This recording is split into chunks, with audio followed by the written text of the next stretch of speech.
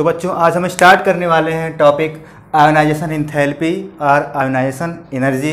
इसको डिनोट करते हैं डेल्टा आई एच यानी आयोनाइजेशन एनर्जी, और आई ई का मतलब हो गया आयोनाइजेशन एंथैल्पी। दोनों चीज़ें एक ही हैं।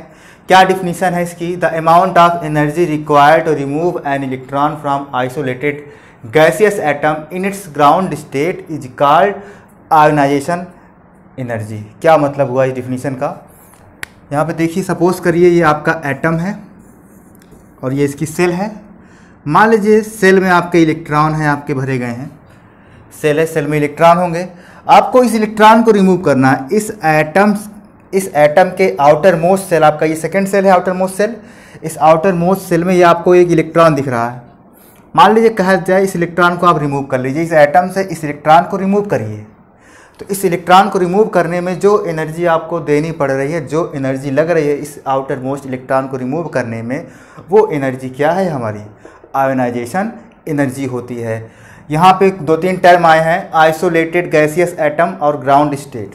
इसको देखिएगा, ग्राउंड स्टेट का मतलब हो गया कि हमारा जो इलेक्ट्रॉन है वो जिस सेल में पाया जाता है उसी सेल में रहे। उसको आप बाहर से कोई एनर्जी वगैरह ना दीजिए, क्योंकि इलेक्ट्रॉन को अगर आप बाहर से एनर्जी देंगे तो इलेक्ट्रॉन एक एनर्जी लेवल से क्रॉस करके दूसरी एनर्जी लेवल में चला जाएगा। तो ज़्यादा एनर्जी देंगे तो यहाँ से इलेक्ट्रॉन कूद करके यहाँ चला जाएगा। तो कहने का मतलब आपका जो एटम है वो ग्राउंड स्टेट में होना चाहिए। आइसोलेटेड गैसियस एटम का मतलब हो गया अगर एक एटम दूसरे एटम से फ्री कर दिया जाए, सारे एटम अगर अलग अलग कर दिए जाए, सारे एटम अगर फ्री कर दिए जाए तो उसको बोला जाता है आइसोलेटेड गैसियस एटम। मान लीजिए इतना बड़ा कोई मेटल है, इतना बड़ा कोई मेटल है, मान लीजिए सोडियम का मेटल है, ठीक है। अब सोडियम का मेटल है तो पूरा मेटल बहुत छोटे छोटे पार्टिकल से मिलके बना होगा। अब इतना बड़ा मेटल बहुत सारे एटम, बहुत सारे सोडियम एटम से मिलके बना होगा। अगर आपसे कहा जाए कि इस सोडियम से आप एक इलेक्ट्रॉन रिमूव करिए, तो कैसे रिमूव करेंगे आप? ये तो इतना बड़ा है ना। अब इसमें बहुत सारे एटम हैं, तो कहाँ से इलेक्ट्रॉन रिमूव होगा? किस वाले एटम से रिमूव होगा? तो आप इसमें से रिमूव नहीं कर सकते, क्योंकि ये बहुत बड़ा पार्टिकल है। आपको एक एटम से रिमूव करना है। पूरे इस मास में आपको एक सिंगल एटम चाहिए, उस सिंगल एटम से आपको एक इलेक्ट्रॉन रिमूव करना है। तो इसीलिए कहा गया है आइसोलेटेड गैसियस एटम, मतलब एक एटम, जितने भी एटम है, एक एटम दूसरे एटम से फ्री हो जाए। यानी जितने भी एटम है एक दूसरे से फ्री हो जाएंगे, अलग अलग हो जाएंगे, तो किसके फॉर्म में रहेंगे? गैसियस एटम के फॉर्म में कन्वर्ट हो जाएंगे। तो गैसियस एटम के ग्राउंड स्टेट से आपको इलेक्ट्रॉन निकालना है। तो उस इलेक्ट्रॉन को निकालने में जो एनर्जी आपको देनी पड़ रही है वो एनर्जी क्या है? हमारी आयोनाइजेशन एनर्जी है, ठीक है। अब आयोनाइजेशन एनर्जी हमारी पीरियोडिक टेबल में लेफ़्ट टू राइट जाने पे क्या होती है, टॉप टू बॉटम जाने पे क्या होती है? अगर हम लेफ़्ट टू राइट जाएं तो हमारी आयोनाइजेशन एनर्जी इंक्रीज होती है, और टॉप टू बॉटम जाते हैं तो डिक्रीज होती है, ठीक है। इतना जानिएगा, लेफ्ट टू राइट जाने पे इंक्रीज हो गया ionization energy, top to bottom जाने पे डिक्रीज हो गया। यानी लेफ्ट टू राइट जाने पे हमको इलेक्ट्रॉन निकालने के लिए ज़्यादा एनर्जी देनी पड़ेगी, और टॉप टू बॉटम जाने पे हमको इलेक्ट्रॉन निकालने में कम एनर्जी देनी पड़ेगी। यानी कम एनर्जी देने पे ही इलेक्ट्रॉन आउटर मोस्ट सेल से निकल जाएगा। लेफ़्ट टू राइट जाने पे हमको जाने पर ज़्यादा एनर्जी देनी पड़ेगी, तब जाके इलेक्ट्रॉन एटम से निकलेगा। अब ऐसा होता क्यों है? लेफ़्ट टू राइट जाने पे आयोनाइजेशन एनर्जी इंक्रीज कर क्यों रही है? इसके पिछले लेक्चर में हमने बताया था, लेफ़्ट टू राइट जाने पे जो एटम की साइज होती है वो स्मॉल हो जाती है, स्मॉल साइज होती है, ठीक है। और क्या होता है? इफेक्टिव न्यूक्लियर चार्ज,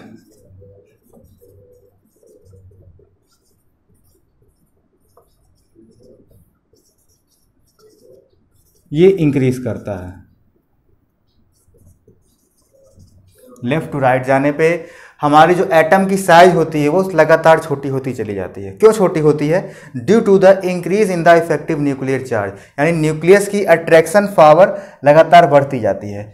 न्यूक्लियस की अट्रैक्शन पावर बढ़ रही है, और जैसे जैसे आप जितना आप लेफ्ट टू राइट जाएंगे एटम की साइज लगातार छोटी होती चली जाएगी। पहले मान लीजिए इतनी रहेगी, फिर और छोटी होगी, फिर धीरे धीरे और छोटी होती चली जाएगी, क्योंकि इफेक्टिव न्यूक्लियर चार्ज बढ़ रहा है। उसके बढ़ने से एटम की साइज लगातार छोटी होती चली जाती है, क्योंकि न्यूक्लियस की अट्रैक्टिंग पावर बढ़ती हुई चली जा रही है।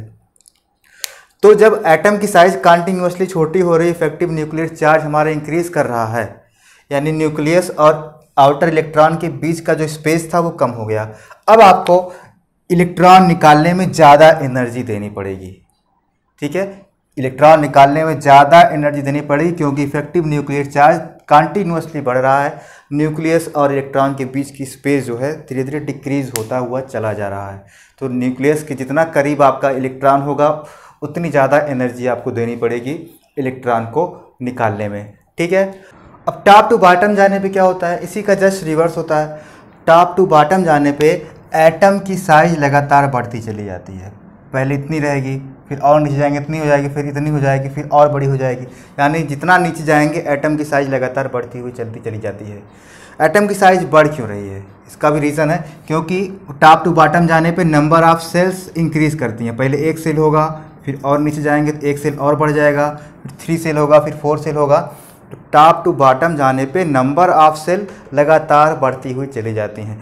जब नंबर ऑफ़ सेल बढ़ेंगी तो एटम की साइज़ भी बढ़ती हुई चली जाएगी, और जब एटम की साइज़ बढ़ेगी तो न्यूक्लियस से इलेक्ट्रॉन के बीच का जो स्पेस है वो भी कंटिन्यूसली बढ़ता चला जाएगा, वो भी कंटिन्यूसली बढ़ रहा है। इफेक्टिव न्यूक्लियर चार्ज डिक्रीज़ कर जाएगा क्योंकि अट्रैक्शन पावर धीरे धीरे क्या हो रही है, न्यूक्लियस की डिक्रीज़ कर रही है, साइज बढ़ रही है। जब अट्रैक्शन पावर डिक्रीज़ करेगी तो भी आप कह सकते हैं नंबर ऑफ़ सेल बढ़ने के साथ साथ इफेक्टिव न्यूक्लियर चार्ज डिक्रीज़ करता है। इससे साइज क्या हो जाती है, एटम की बड़ी हो जाती है। जब एटम की साइज बड़ी हो गई और न्यूक्लियस से इलेक्ट्रॉन का स्पेस दूरी ज़्यादा हो गई और अट्रैक्शन फोर्स कम लग रहा है, तब इलेक्ट्रॉन को निकालने में कम एनर्जी देनी पड़ेगी आपको। एटम की साइज जितनी बड़ी होगी तो इफेक्टिव न्यूक्लियर चार्ज उतना कम होगा, यानी न्यूक्लियस और इलेक्ट्रॉन के बीच का जो अट्रैक्शन फोर्स है उतना ज़्यादा कम है। जब अट्रैक्शन फोर्स ही कम है तो आप आसानी से इस इलेक्ट्रॉन को क्या कर सकते हैं, निकाल सकते हैं। ठीक है, ये तो हुआ रीज़न कि टॉप टू बॉटम जाने पे क्यों इंक्रीज होती है और टॉप टू बॉटम जाने पे क्यों डिक्रीज होती है और लेफ़्ट टू राइट जाने पे क्यों इंक्रीज होती है। ठीक है, अब कुछ फैक्टर इसको इफ़ेक्ट करते हैं हमारे आयनाइजेशन इंथैल्पी को। कौन कौन से हैं,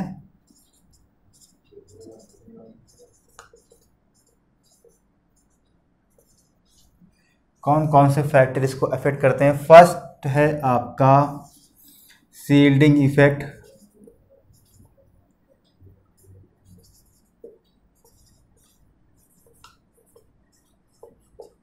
या इसको स्क्रीनिंग इफेक्ट भी बोलते हैं। सेकंड है हमारा पेनिट्रेशन इफेक्ट।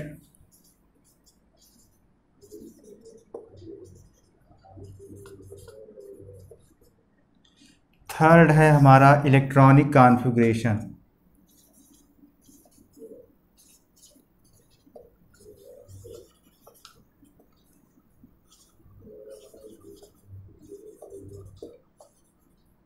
ये 3 फैक्टर्स हैं जो हमारे आयोनाइजेशन इंथैल्पी को इफ़ेक्ट करते हैं। फर्स्ट है आपका शील्डिंग या स्क्रीनिंग इफेक्ट, पेनिट्रेशन, और थर्ड है हमारा इलेक्ट्रॉनिक कॉन्फ़िगरेशन। एक फर्स्ट पे आते हैं। शील्डिंग इफेक्ट क्या है, शील्डिंग इफेक्ट इसके पिछले लेक्चर में बताया गया है। आपके आउटर मोस्ट इलेक्ट्रॉन और जो इनर इलेक्ट्रॉन है इनके बीच जो रिपल्सन होता है उस रिपल्सन को बोला जाता है स्क्रीनिंग इफेक्ट। जैसे ये आपका न्यूक्लियस है और ये आपकी सेल है, मान लीजिए बाहर वाले सेल में भी इलेक्ट्रॉन होगा, अंदर वाले सेल में भी इलेक्ट्रॉन होगा, तो आउटर मोस्ट सेल और इनर सेल में रिपल्सन होने लगता है। इस रिपल्सन के कारण जो न्यूक्लियस का अट्रैक्शन फोर्स है वो क्या हो जाता है, डिक्रीज कर जाता है। न्यूक्लियस तो खींच रहा है इनको एक समान पावर से, लेकिन ये आपस में क्या हो रहा है, रिपल्सन शो कर रहे हैं, जिससे इस रिपल्सन के कारण जो टोटल अट्रैक्शन लगना चाहिए वो लग नहीं पाता है, कम हो जाता है। ठीक है, इस इफेक्ट को ही बोला जाता है शील्डिंग और स्क्रीनिंग इफेक्ट। और इससे होता क्या है, इसका प्रभाव इफेक्टिव न्यूक्लियर चार्ज में पड़ता है। इफेक्टिव न्यूक्लियर चार्ज हमारा डिक्रीज कर जाता है, यानी decrease in the effective nuclear charge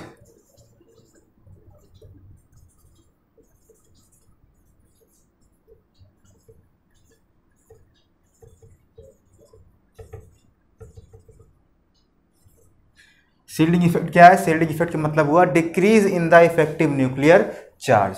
यही आपका होता है शील्डिंग इफेक्ट, क्योंकि शील्डिंग इफेक्ट के कारण जो न्यूक्लियस का अट्रैक्शन फोर्स था इलेक्ट्रॉन पे वो डिक्रीज कर गया, यानी इसका इफेक्टिव न्यूक्लियर चार्ज कम हो गया। ठीक है, अब इसके लिए एक फार्मूला है, Z effect is equal to, Z effect का मतलब हो गया effective nuclear charge, Z minus sigma, ये फार्मूला होता है। यहाँ पे इफेक्टिव न्यूक्लियर चार्ज है जेड इफेक्ट, जेड क्या है, टोटल नंबर ऑफ प्रोटॉन, किसी एटम में टोटल नंबर ऑफ प्रोटॉन कितने हैं, और सिग्मा क्या होता है, सिग्मा आपका स्क्रीनिंग कांस्टेंट होता है। स्क्रीनिंग कांस्टेंट कैसे निकल आता है, टोटल नंबर ऑफ जो इनर इलेक्ट्रॉन है, जितने इनर इलेक्ट्रॉन होंगे वो इनर इलेक्ट्रॉन आपके ये सिग्मा यानी शील्डिंग कांस्टेंट को बताते हैं। ठीक है, अगर इनर इलेक्ट्रॉन यानी शील्डिंग कांस्टेंट इसकी वैल्यू अगर ज़्यादा होगी तो जेड इफेक्ट क्या हो जाएगा, डिक्रीज कर जाएगा। अगर इसकी वैल्यू ज़्यादा होगी तो आप इसमें से इसको माइनस करेंगे तो वैल्यू माइनस में आएगी, तो इसका मतलब इफेक्टिव न्यूक्लियर चार्ज क्या हो गया, डिक्रीज कर गया। फिर सुनिएगा, ये क्या है, नंबर ऑफ प्रोटॉन है, कितने नंबर ऑफ प्रोटॉन है एटम में वो हो गया। ये क्या है, स्क्रीनिंग कांस्टेंट, यानी स्क्रीनिंग कांस्टेंट मतलब हुआ नंबर ऑफ इनर इलेक्ट्रॉन, कितने इलेक्ट्रॉन आपके इनर सेल में है, number of inner cell electron. यहाँ पे आप पुट करेंगे, यहाँ पे नंबर ऑफ प्रोटॉन माइनस करेंगे आप, तो ये पता लग जाएगा कितना डिक्रीज हुआ है। ठीक है, तो ये आपका शील्डिंग इफेक्ट हो गया। अगर शील्डिंग इफेक्ट इंक्रीज करेगा, ठीक है, अगर शील्डिंग इफेक्ट इंक्रीज करेगा तो आयोनाइजेशन इंथैल्पी पे क्या इफेक्ट पड़ेगा, तो आयोनाइजेशन इंथैल्पी हमारी डिक्रीज कर जाएगी।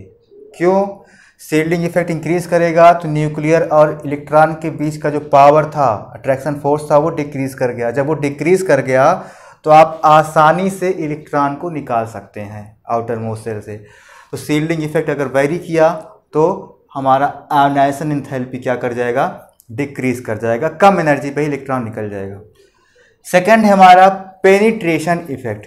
पेनिट्रेशन इफेक्ट देखिएगा, इसके लिए ऑर्डर याद करिएगा, सबसे ज़्यादा पेनिट्रेशन पावर होता है एस का, फिर होता है पी का, फिर होता है डी का, और फिर होता है हमारे एफ का। ये आपकी सबसेल का पेनिट्रेशन पावर है। एस का सबसे ज़्यादा पेनिट्रेशन इफेक्ट होता है। पेनिट्रेशन का मतलब हो गया कि कौन सा सबसेल न्यूक्लियस से कितना ज़्यादा जुड़ा हुआ है, उससे कितना ज़्यादा अट्रैक्शन में है। तो एस जो आपका सबसेल है, ये एस सबसेल न्यूक्लियस से सबसे ज़्यादा करीब होता है। उसके बाद पी होता है, उसके बाद डी होता है, उसके बाद एफ होता है। तो एस ऑर्बिटल न्यूक्लियस से सबसे ज़्यादा अट्रैक्शन शो करता है, सबसे ज़्यादा इससे जुड़ा होता है। तो इसके कारण एस ऑर्बिटल से इलेक्ट्रॉन निकालने में ज़्यादा एनर्जी लगेगी। उसके बाद इससे थोड़ा सा कम होता है पी, तो इसके बाद पी से आपको ज़्यादा एनर्जी लगेगी। सबसे कम होता है पेनिट्रेशन पावर एफ का, यानी एफ ऑर्बिटल से आसानी से इलेक्ट्रॉन निकल जाएगा, क्योंकि एफ ऑर्बिटल न्यूक्लियस से सबसे दूर होता है एफ ऑर्बिटल, और एस ऑर्बिटल न्यूक्लियस के सबसे करीब होता है। तो इससे इलेक्ट्रॉन निकालने में आपको ज़्यादा एनर्जी देनी पड़ेगी, यानी इसकी पेनिट्रेशन पावर क्या है, ज़्यादा है। इसके बाद इसकी है, फिर डी की है, फिर एफ की होती है। इलेक्ट्रॉनिक कॉन्फ़िगरेशन पे आइएगा। अगर किसी एटम का इलेक्ट्रॉनिक कॉन्फ़िगरेशन है NH2NP6, यानी टोटल नंबर ऑफ इलेक्ट्रॉन कितने हो गए इसमें, 8। अगर किसी के एटम के आउटर मोस्ट सेल में 8 इलेक्ट्रॉन कंप्लीट हैं, यानी वो स्टेबल हो गया, तब उस एटम से इलेक्ट्रॉन निकालने में आपको बहुत ज़्यादा एनर्जी देनी पड़ेगी, यानी उसकी आयोनाइजेशन एंथैल्पी क्या हो जाएगी, बहुत ज़्यादा होगी, इंक्रीज होगी, ज़्यादा होगी।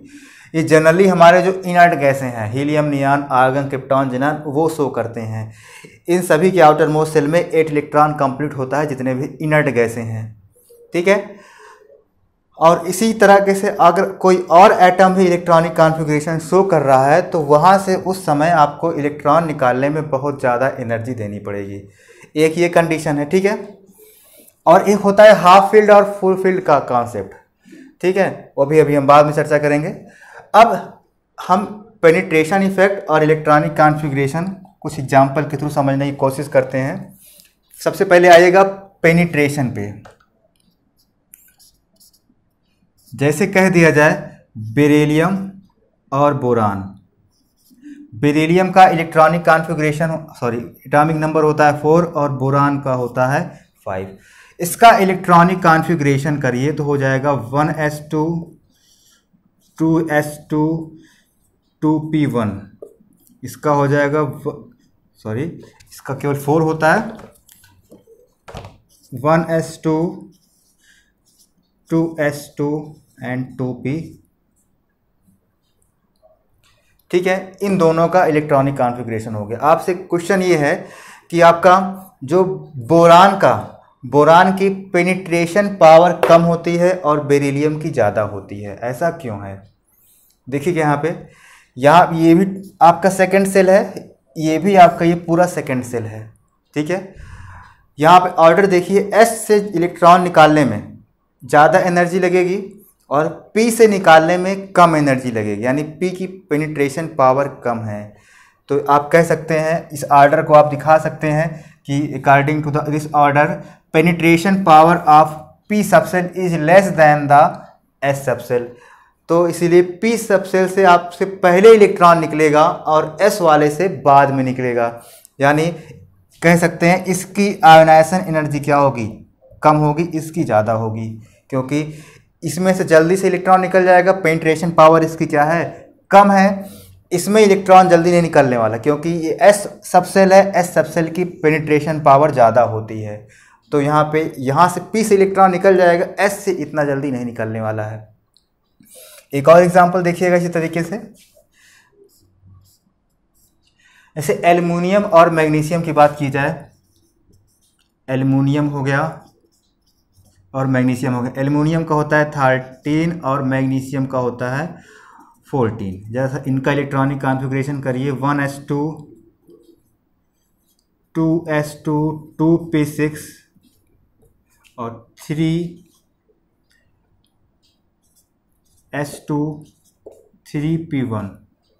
13 होता है 1s2 2s2 2p6 3s2 3p1, 13 हो गया। मैग्नीशियम पे आइएगा 1s2 2s2 2p6 3s2। किसकी आयोनाइजेशन इंथैल्पी ज़्यादा होगी, किसकी कम होगी, या किसकी पेनिट्रेशन पावर ज़्यादा है, किसकी कम है, दोनों देखिएगा।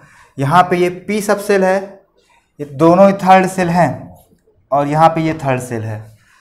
ये इस थर्ड सेल में एस और पी दोनों हैं, तो एस से तो जल्दी इलेक्ट्रॉन निकलेगा नहीं, क्योंकि एस की पेनिट्रेशन पावर ज़्यादा होती है, यानी पेनिट्रेशन पावर ज़्यादा है तो आपको ज़्यादा एनर्जी देनी पड़ेगी एस से इलेक्ट्रॉन निकालने में, क्योंकि न्यूक्लियस के ज़्यादा करीब है। तो पी से आसानी से इलेक्ट्रॉन निकल जाएगा, क्योंकि एस के कंपैरिजन में पी की पेनिट्रेशन पावर कम होती है। यहाँ पे केवल एस ही है, तो ये यहाँ पे केवल एस सबसेल है, यहाँ पे एस और पी दोनों हैं।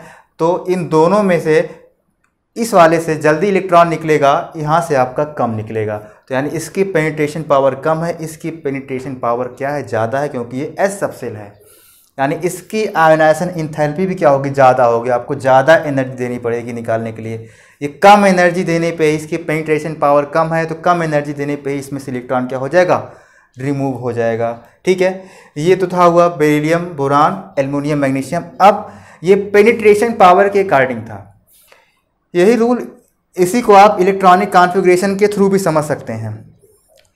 इसी एग्जाम्पल को एज इलेक्ट्रॉनिक कॉन्फ़िगरेशन देखिएगा। आपसे कह दिया जाए कि बोरान का आयोनाइजेशन इंथैल्पी कम होता है इन कंपैरिजन टू बेरिलियम। क्यों? बोरान का आयोनाइजेशन इंथैल्पी कम है in comparison to beryllium.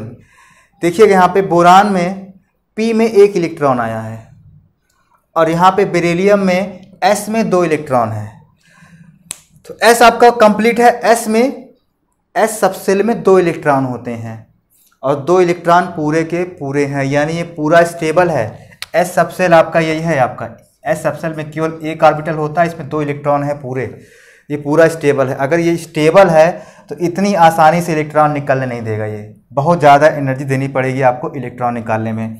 P में 6 इलेक्ट्रॉन होता है, पी में 3 ऑर्बिटल होते हैं, और इसमें कुल 6 इलेक्ट्रॉन होता है, लेकिन है कितना, 1 ही इलेक्ट्रॉन है, यानी ये अनस्टेबल है।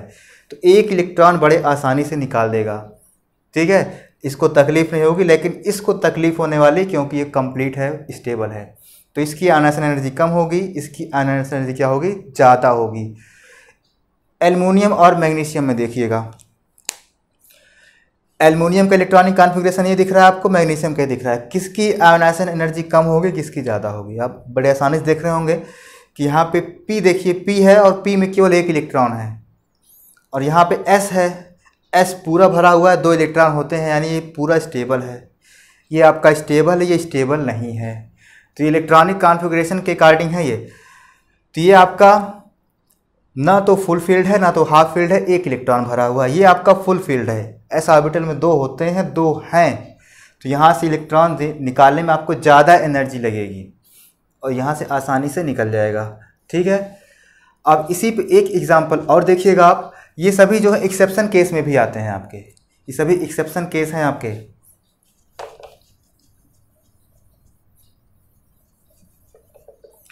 नाइट्रोजन और ऑक्सीजन देखिएगा,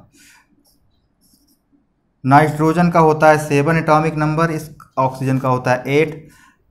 electronic configuration 1s2 2s2 2p3, यहाँ पे 1s2 2s2 2p4। ज़रा सा इलेक्ट्रॉनिक कॉन्फ़िगरेशन करिए। कहा जाता है कि नाइट्रोजन की आयोनाइजेशन इंथैल्पी ज़्यादा है और ऑक्सीजन की कम है। क्यों? अगर पीरियोडिक टेबल में आप लेफ़्ट टू राइट जाइए तो नाइट्रोजन के बाद ऑक्सीजन आता है, नाइट्रोजन के बाद ऑक्सीजन आता है, तो यानी लेफ़्ट टू राइट जाने पे आयनाइजेशन एंथैल्पी बढ़ती है। तो उसके अकॉर्डिंग ऑक्सीजन की ज़्यादा होनी चाहिए लेकिन नाइट्रोजन की कम होनी चाहिए। लेकिन उल्टा है, यहाँ पे नाइट्रोजन की आयनाइजेशन एंथैल्पी ज़्यादा है, ऑक्सीजन की कम है। ऐसा क्यों है? इसलिए है क्योंकि यहाँ पे P में देखिए, नाइट्रोजन केस में P में 6 इलेक्ट्रॉन होता है, लेकिन यहाँ पे 3 है। 3 का मतलब ये आधा भरा हुआ है, हाफ फील्ड है, फुल फील्ड तो नहीं है, हाफ फील्ड है। ऑक्सीजन क्या है? ऑक्सीजन में 1 इलेक्ट्रॉन और बढ़ गया है, हाफ फील्ड होने के बाद 1 इलेक्ट्रॉन और बढ़ गया, 4 हो गया है। ये आपका हाफ फील्ड है, ये ना तो हाफ फील्ड है ना तो फुल फील्ड है। तो हाफ फील्ड ऑर्बिटल और फुल फील्ड ऑर्बिटल ये दोनों स्टेबल होते हैं। अगर आपका इलेक्ट्रॉनिक कॉन्फ़िगरेशन हाफ फील्ड है या तो फुल फील्ड है तो इसमें ये आपके ज़्यादा स्टेबल होंगे। और ये इलेक्ट्रॉनिक कॉन्फ़िगरेशन ना तो हाफ फील्ड को दिखा रहा है ना तो फुल फील्ड को दिखा रहा है, तो ये आपका कम स्टेबल होगा। तो यहाँ से इस इलेक्ट्रॉन को निकालने में कम एनर्जी देनी पड़ेगी, यानी ये 1 इलेक्ट्रॉन बड़े आसानी से रिमूव कर सकता है, उसके बाद स्टेबल हो जाएगा, लेकिन 1 इलेक्ट्रॉन निकाल देगा। ये आपका हाफ फील्ड है, पहले से ही स्टेबल हुआ है, तो अब ये इतनी आसानी से इलेक्ट्रॉन निकालने नहीं देगा, आपको ज़्यादा एनर्जी देनी पड़ेगी इस वाले को निकालने में। ज़्यादा एनर्जी देनी पड़ेगी क्योंकि स्टेबल है, तो इसकी आयनाइजेशन एनर्जी क्या हो जाएगी? ज़्यादा हो जाएगी। ठीक है, तो अब चलिए बात करते हैं किस एटम की आयनाइजेशन एंथैल्पी पूरे पीरियोडिक टेबल में सबसे ज़्यादा होती है। वो हमारा है हीलियम। हीलियम की आयनाइजेशन एंथैल्पी सबसे ज़्यादा होती है क्योंकि लेफ़्ट टू राइट जाने पे आयनाइजेशन एंथैल्पी इंक्रीज़ करती है और टॉप टू बॉटम जाने पे डिक्रीज़ करती है। तो सबसे लेफ़्ट पे आप जाएंगे, सबसे ऊपर सबसे लेफ़्ट पे हमारा हीलियम पड़ता है, तो इसकी आयनाइजेशन एंथैल्पी पूरे पीरियोडिक टेबल में सबसे ज़्यादा होती है। एक बात और ध्यान दीजिएगा, जैसे कोई मेटल M है, इसके आउटर मोस्ट सेल से मैं 1 इलेक्ट्रॉन निकाल रहा हूँ, तो 1 इलेक्ट्रॉन निकालने के लिए हमको एनर्जी देनी पड़ेगी। ठीक है, अब ये किसके फॉर्म में कन्वर्ट होगा? M प्लस के फॉर्म में कन्वर्ट होगा। 1 इलेक्ट्रॉन निकालेंगे तो 1 पॉजिटिव चार्ज आएगा। अब 1 इलेक्ट्रॉन और निकालिए इसी में से, M प्लस गया, फिर से आपने एनर्जी दिया, तो अब ये किसके फॉर्म में कन्वर्ट हुआ? M2 plus. और निकाल लेंगे आप M2 प्लस, फिर एनर्जी देंगे आप, तो ये किस में फॉर्म में कन्वर्ट होगा? M3 प्लस के फॉर्म में कन्वर्ट होगा। तो फर्स्ट इलेक्ट्रॉन निकालने में जो एनर्जी देनी पड़ती है उसको बोला जाता है फर्स्ट आयनाइजेशन एंथैल्पी, सेकंड को बोला जाता है second ionization enthalpy, third electron को निकालने में जो एनर्जी देनी पड़ती है हमको उसको बोलते हैं थर्ड आयनाइजेशन एंथैल्पी। ठीक है, तो ये था आयनाइजेशन एंथैल्पी। अब चलिए नेक्स्ट टॉपिक पे आते हैं। हमारा नेक्स्ट टॉपिक है इलेक्ट्रॉन गेन एंथैल्पी, जिसको डेल्टा Eg H से दिखाया जाता है। क्या होता है? The amount of energy released when an electron is added to isolated gaseous atom. जब किसी हम आइसोलेटेड गैसियस एटम यानी सिंगल गैसियस एटम में हम इलेक्ट्रॉन ऐड करते हैं तो जितनी एनर्जी बाहर निकलती है उस एनर्जी को कहा गया है electron gain enthalpy. Gain enthalpy का मतलब हुआ इलेक्ट्रॉन गेन करना है, इलेक्ट्रॉन जोड़ना है। आयनाइजेशन इंथैल्पी में क्या था, आपको इलेक्ट्रॉन निकालना था। यहाँ पे इलेक्ट्रॉन गेन करना है, यानी इलेक्ट्रॉन आइसोलेटेड गैसेस एटम में आपको जोड़ना है। तो जितनी एनर्जी रिलीज़ हो रही है इलेक्ट्रॉन को जोड़ने में, ऐड करने में, उस एनर्जी को कहा गया है आयनाइजेशन एनर्जी या enthalpy, sorry electron gain enthalpy. अब चलिए कुछ एग्जाम्पल के थ्रू इसको समझते हैं हम। जैसे मान लीजिए कोई न्यूट्रल गैसियस एटम आपका ए था, इसमें आप एक इलेक्ट्रॉन ऐड कर रहे हो, +1 इलेक्ट्रॉन, ये क्या बना ए माइनस। अब एनर्जी रिलीज होगी, यानी डेल्टा एच की वैल्यू क्या होगी, निगेटिव होगी। जैसे ही आप किसी न्यूट्रल आइसोलेटेड गैसियस एटम में एक इलेक्ट्रॉन ऐड करोगे, उसके ऊपर तो निगेटिव चार्ज आएगा और बहुत सारी एनर्जी रिलीज होगी, यानी एनर्जी रिलीज हो रही है, बाहर निकल रही है, तो इंथैल्पी हमारी निगेटिव होगी।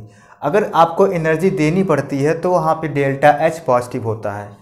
अब इसी में अगर एक इलेक्ट्रॉन और ऐड करने की बात आ जाए, एक इलेक्ट्रॉन इसके ऊपर ऐड हो चुका है, अब एक और ऐड करना है, तो इसके ऊपर आएगा A2-। अब यहाँ पे डेल्टा एच की वैल्यू होती है पॉजिटिव। क्यों होती है, यहाँ पे पॉजिटिव क्यों आई, ध्यान दीजिएगा।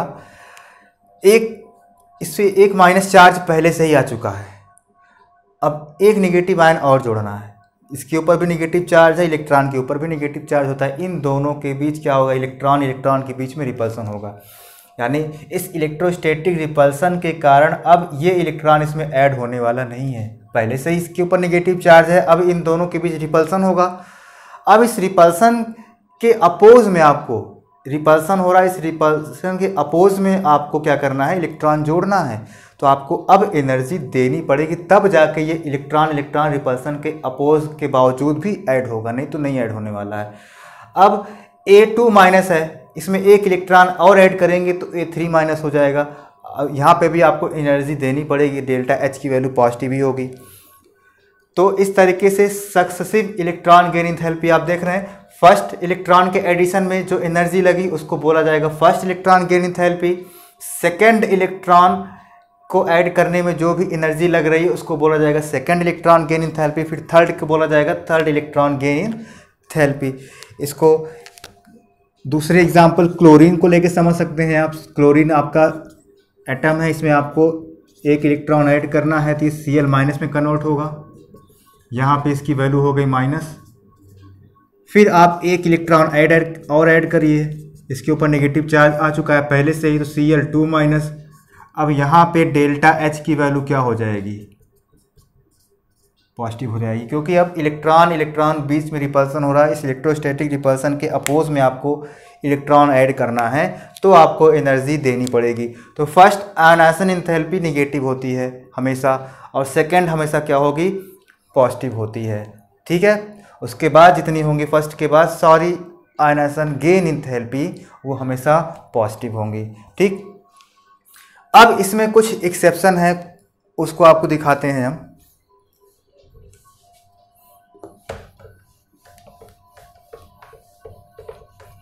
एक्सेप्शन से पहले एक बार जान लीजिए, एक चीज छूट चुकी है। ये लेफ्ट टू राइट और टॉप टू बॉटम जाने पे क्या होगा, लेफ्ट टू राइट जाने पे इलेक्ट्रॉन गेन इंथैल्पी इंक्रीज करेगी और टॉप टू बॉटम जाने पे डिक्रीज करती है। क्यों, रीज़न एक ही है, effective nuclear charge. Left to right जाने पे इफेक्टिव न्यूक्लियर चार्ज इंक्रीज करता है, यानी न्यूक्लियस का फोर्स ऑफ अट्रैक्शन बढ़ता है। जब न्यूक्लियस का फोर्स ऑफ अट्रैक्शन बढ़ेगा तो आसानी से इलेक्ट्रॉन कैच कर लेगा, एक्सेप्ट कर लेगा, क्योंकि साइज भी छोटी होती है। टॉप टू बॉटम जाने पे बहुत सारी चीज़ें गड़बड़ हो जाती हैं, एटम की साइज बढ़ जाती है, इफेक्टिव न्यूक्लियर चार्ज डिक्रीज कर जाता है, शील्डिंग इफेक्ट इंक्रीज कर जाता है, न्यूक्लियस का फोर्स ऑफ अट्रैक्शन भी डिक्रीज कर जाता है। जब इतनी सारी चीज़ें हो रही हैं तो आपको इलेक्ट्रॉन ऐड करने में परेशानी होगी, क्योंकि साइज बड़ी हो चुकी है, इफेक्टिव न्यूक्लियर चार्ज ही डिक्रीज कर गया है, अट्रैक्शन फोर्स ही नहीं है।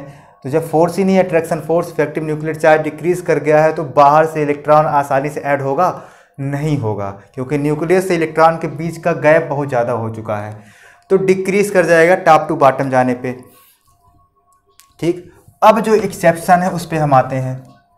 जो आपके सेकेंड ग्रुप के एलिमेंट हैं, पीरियोडिक टेबल में जो आपके सेकेंड ग्रुप के एलिमेंट हैं, यानी जैसे आप बेरिलियम हो गया, मैग्नीशियम हो गया, ठीक है, बेरिलियम, मैग्नीशियम, कैल्शियम एक्सेट्रा आपका आ सकता है।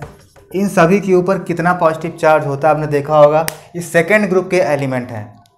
सेकेंड ग्रुप के एलिमेंट के ऊपर हमेशा 2 पॉजिटिव चार्ज आपने देखा होगा। कैल्शियम के ऊपर भी 2 पॉजिटिव चार्ज होता है, मैग्नीशियम के, बेरिलियम के ऊपर भी 2 पॉजिटिव चार्ज होता है।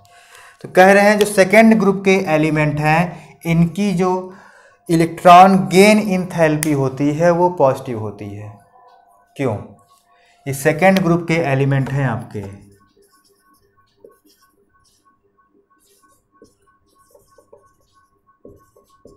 इनकी आयनाइजेशन इंथैल्पी पॉजिटिव होती है। होना ये चाहिए कि फर्स्ट इलेक्ट्रॉन ऐड करने में एनर्जी रिलीज होती है, तो इलेक्ट्रॉन गेन इंथैल्पी निगेटिव आती है, लेकिन यहाँ पे कह रहे हैं इनकी पॉजिटिव आएगी।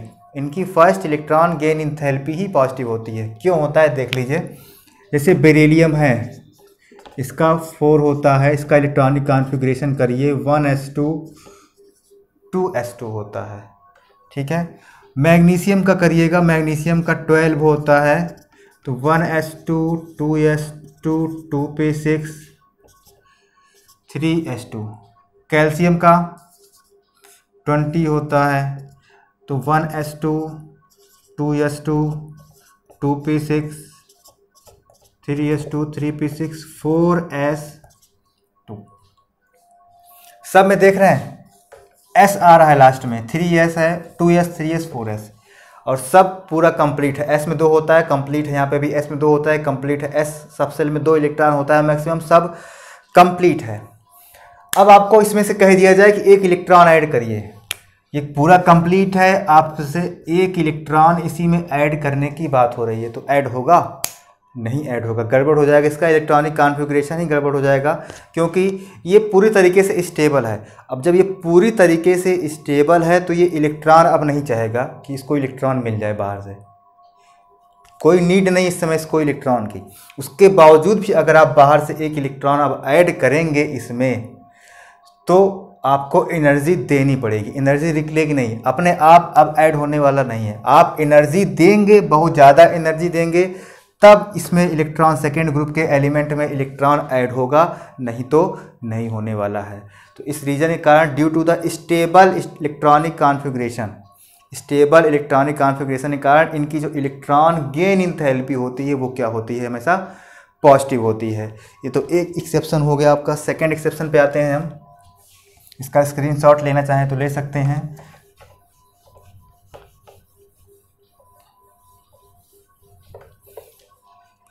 कह रहे हैं कि नाइट्रोजन की भी इलेक्ट्रॉन गेन इंथैल्पी पॉजिटिव होती है।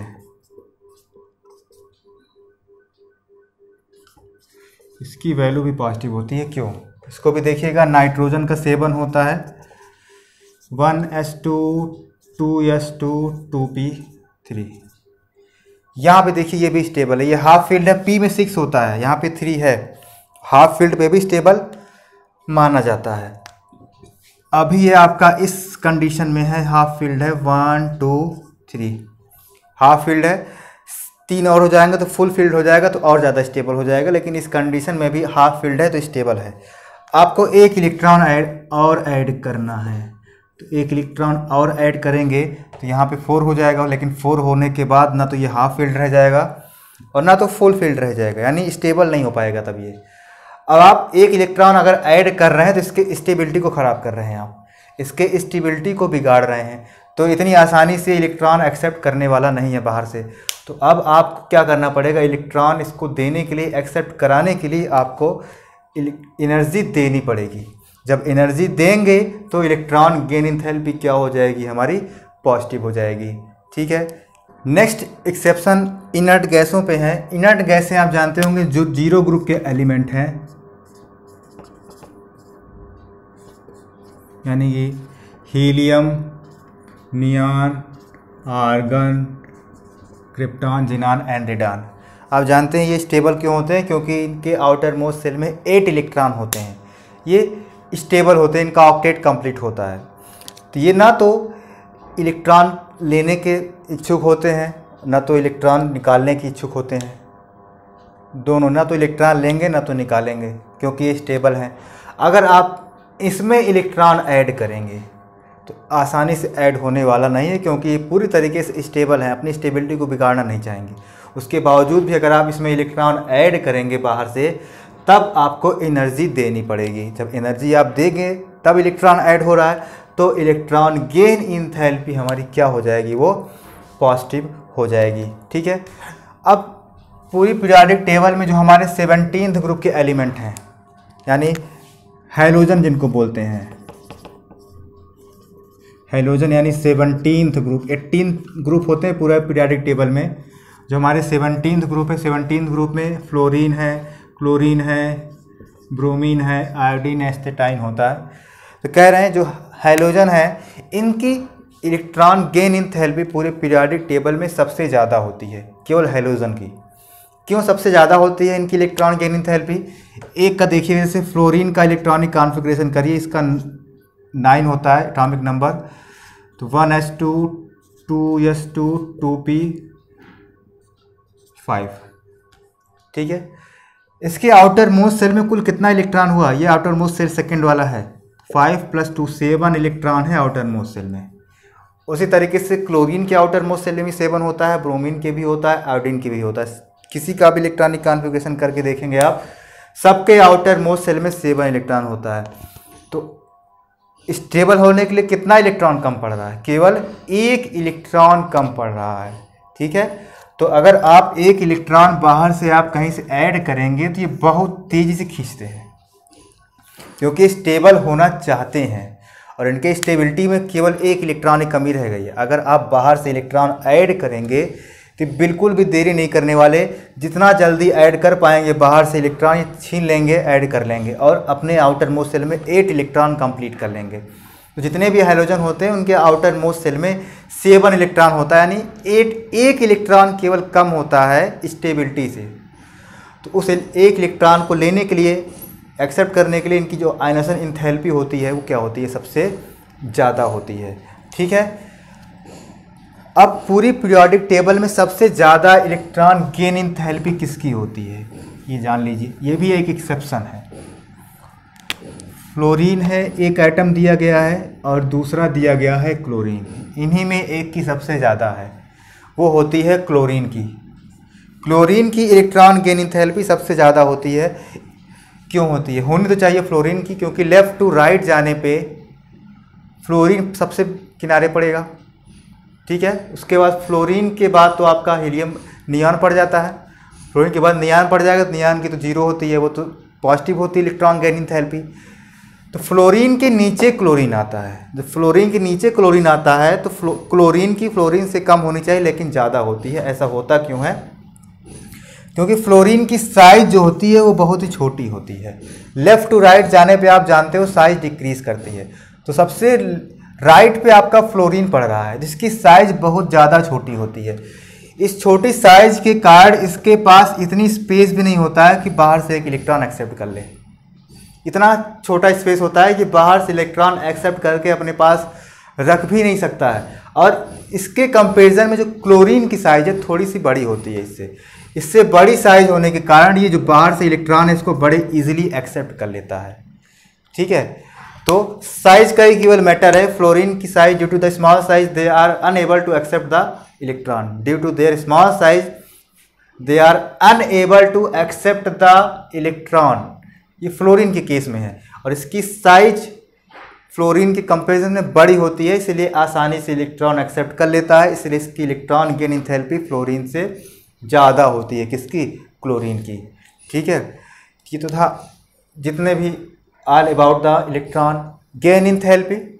अब इसके बाद हमारा नेक्स्ट टॉपिक है, आज का लास्ट टॉपिक है, वो है इलेक्ट्रोनेगेटिविटी। चलिए आते हैं इलेक्ट्रोनेगेटिविटी पे। इलेक्ट्रोनेगेटिविटी क्या है? The tendency of an atom to attract the shared pair of electron towards itself. क्या डिफिनीशन है? The tendency of an atom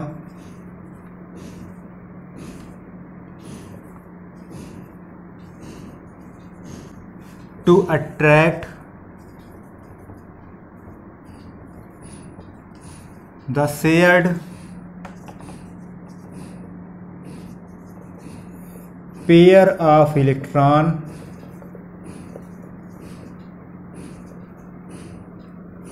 towards itself।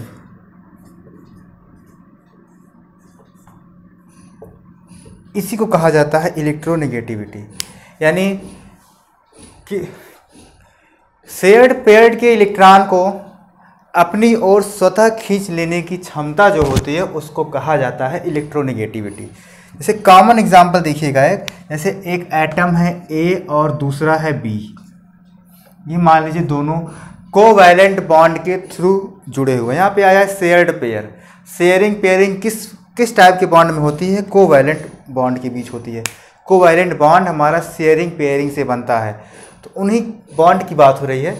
तो यहाँ पे मान लीजिए दो एटम ए और बी कोवैलेंट बॉन्ड के थ्रू जुड़े हुए हैं, तो दोनों ने क्या किया होगा? एक बॉन्ड बना है, बॉन्ड बनने का मतलब दोनों ने एक एक इलेक्ट्रॉन की शेयरिंग की होगी और बाद में दोनों मिलकर के दोनों इलेक्ट्रॉन मिलकर के एक बॉन्ड बना दिए होंगे। ठीक है, तो दोनों के बीच में शेयरिंग हुई। मान लीजिए किसी की पावर ज़्यादा है, कोई एटम ज़्यादा पावरफुल है, उसने शेयरिंग के इलेक्ट्रॉन थे उसको अपने पास ज़्यादा रख लिया है, यानी बीच में अब दोनों इलेक्ट्रॉन बीच में नहीं रह गया, एक एटम की तरफ ज़्यादा चला गया, यानी इसकी इलेक्ट्रॉन को खींचने की पावर क्या है? बी वाले की ज़्यादा है। ठीक, यानी इसने शेयरिंग के इलेक्ट्रॉन थे उसको अपनी ओर ज़्यादा खींच लिया, अपने आप स्वतः अपनी ओर ज़्यादा खींच लिया। इसी टेंडेंसी को इसी फिनोमेना को कहा जाता है electronegativity. The tendency of an atom to attract the shared pair of electron towards itself. Shared pair के इलेक्ट्रॉन को अपनी ओर खींच लेने की जो कैपेसिटी है, टेंडेंसी है, उसी को कहा जाता है इलेक्ट्रोनेगेटिविटी। क्यों खींचते हैं एटम अपनी ओर शेयरिंग पेयरिंग के इलेक्ट्रॉन को, ये भी बात करते हैं। चलिए, जैसे अब जान लीजिए लेफ्ट टू राइट जाने पे इलेक्ट्रोनेगेटिविटी इंक्रीज करेगी, टॉप टू बॉटम जाने पे डिक्रीज करती है। रीज़न आपके वही हैं। लेफ्ट टू राइट जाने पे इफेक्टिव न्यूक्लियर चार्ज इंक्रीज करता है, जिसके कारण न्यूक्लियस का जो फोर्स ऑफ अट्रैक्शन है वो इंक्रीज करता है। न्यूक्लियस का फोर्स ऑफ अट्रैक्शन इंक्रीज करेगा, टॉप टू बॉटम जाने पे इफेक्टिव न्यूक्लियर चार्ज डिक्रीज करेगा, यानी न्यूक्लियस का फोर्स ऑफ अट्रैक्शन जो होता है वो डिक्रीज करता है।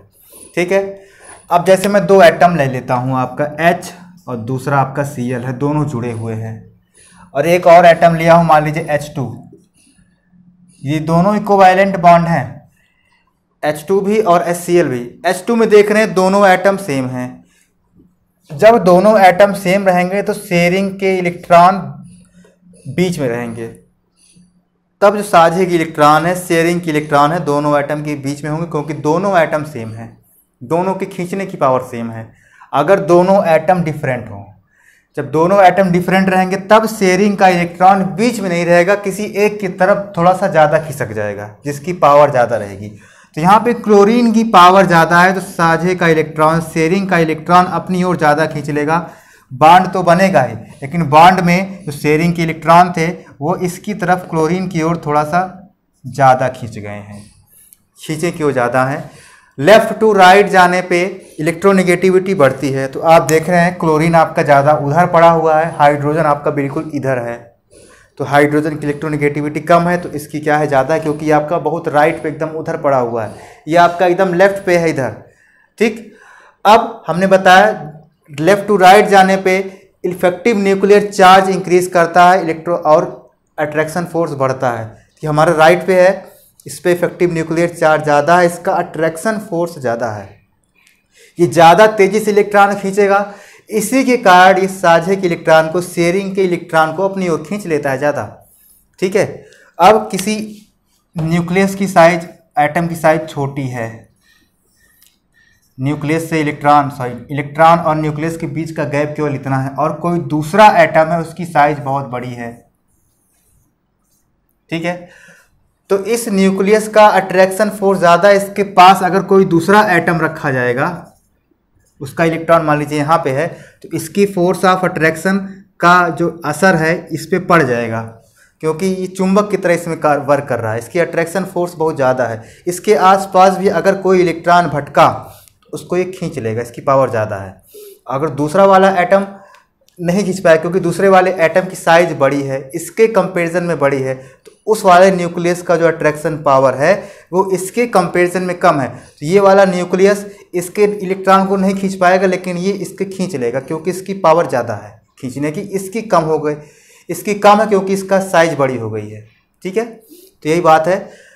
लेफ्ट टू राइट जाने पे इफेक्टिव न्यूक्लियर चार्ज इंक्रीज करेगा, अट्रैक्शन फोर्स इंक्रीज करता है, जिसके कारण उसकी इलेक्ट्रॉन खींचने की जो पावर है, अट्रैक्ट करने की पावर है, वो इंक्रीज कर जाती है, उसकी इलेक्ट्रोनेगेटिविटी बढ़ जाती है। ठीक है, तो पूरी पीरियोडिक टेबल में सबसे ज़्यादा इलेक्ट्रोनेगेटिव कौन होता है, इसको भी जान लीजिए।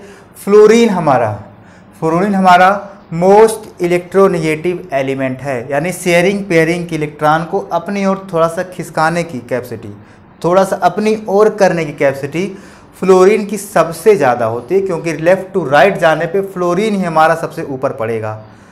ठीक है, तो आज के टॉपिक में बस इतना ही। Thank you.